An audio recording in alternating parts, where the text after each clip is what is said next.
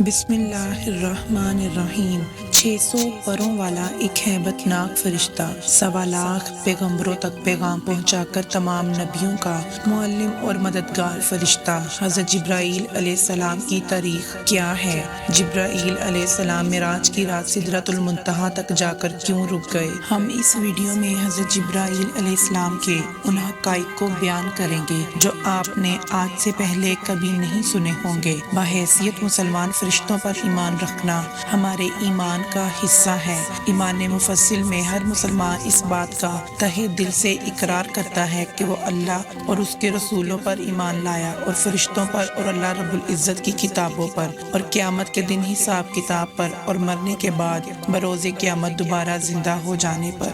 فرشتے نوری مخلوق ہیں، لیکن ہم یہ نہیں جانتے کہ اللہ رب العزت نے ان کو کیسے پیدا فرمایا۔ تو اس حوالے سے حضرت ابو ہریرہ رضی اللہ تعالی عنہ سے روایت ہے کہ چوتھے آسمان پر ایک نہر ہے جسے نہر حیات کہا جاتا ہے۔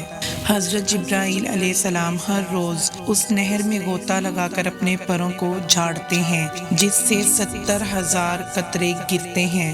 اللہ سبحانہ وتعالی ہر قطرے سے ایک فرشتہ پیدا فرماتا ہے۔ ان فرشتوں کو حکم ہوتا ہے کہ بیت المعمور میں جا کر نماز پڑھیں۔ بعد از نماز تمام فرشتے اللہ رب العزت کی تسبیح بیان کرتے ہیں۔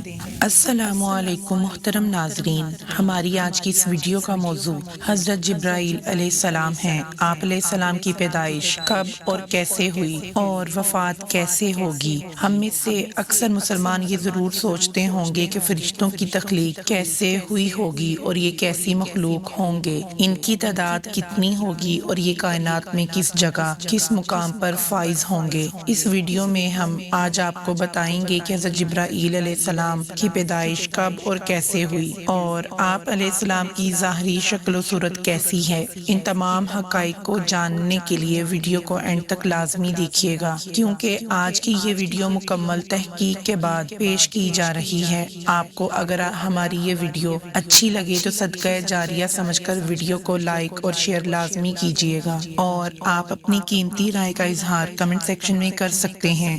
محترم ناظرین، جب فرشتوں کی پیدائش ہوتی ہے تو پیدا ہونے کے بعد سب سے پہلے ان کے منہ سے جو الفاظ نکلتے ہیں وہ الفاظ یہ ہیں: لا حول ولا قوت الا باللہ، یعنی کوئی ذات طاقتور نہیں ہے سوائے اللہ رب العالمین کے۔ بے شک فرشتوں کی تعداد کے بارے میں اللہ رب العزت کی سوا کوئی بھی نہیں جانتا، مگر سفر معراج کے موقع پر حضور اکرم صلی اللہ علیہ وآلہ وسلم کا گزر ایک ایسی جگہ سے ہوا جہاں فرشتوں کی قطاریں لگی ہوئی دیکھیں۔ آپ صلی اللہ علیہ وآلہ وسلم نے حضرت جبرائیل علیہ السلام سے پوچھا، یہ فرشتوں کی قطاریں کدھر جا رہی ہیں؟ آپ جبرائیل علیہ السلام نے جواب دیا کہ یا رسول اللہ صلی اللہ علیہ وآلہ وسلم، میں تو جب سے پیدا ہوا ہوں تب سے ان قطاروں کو دیکھ رہا ہوں، اور میں نہیں جانتا کہ یہ سبھی فرشتے کہاں سے آ رہے ہیں۔ آپ صلی اللہ علیہ وآلہ وسلم نے ان فرشتوں میں سے ایک فرشتے سے سوال کیا کہ تمہاری عمر کتنی ہے؟ اس نے جواب دیا، مجھے کچھ خبر نہیں، مگر ہاں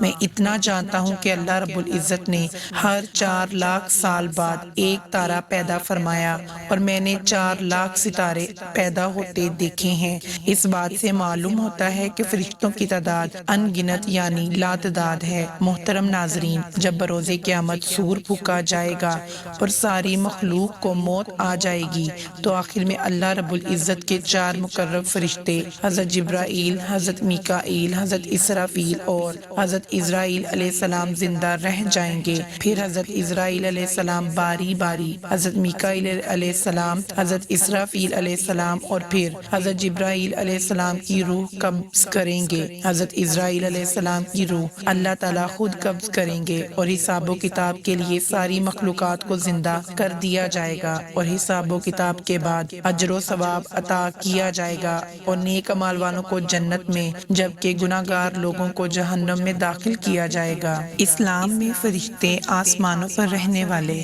برگزیدہ اور بابرکت مخلوق ہیں جو ہر خطا سے پاک اور معصوم ہیں۔ اللہ تعالیٰ کے پیغامات انبیاء کرام تک پہنچانا فرشتوں کے ذمے ہیں۔ تمام فرشتوں میں مشہور فرشتے 4 ہیں، جن کے نام حضرت جبرائیل، حضرت اسرافیل، حضرت میکائیل اور حضرت اسرائیل علیہ السلام ہیں۔ ان تمام فرشتوں میں حضرت جبرائیل علیہ السلام सलाम तमाम फरिश्तों के सरदार हैं।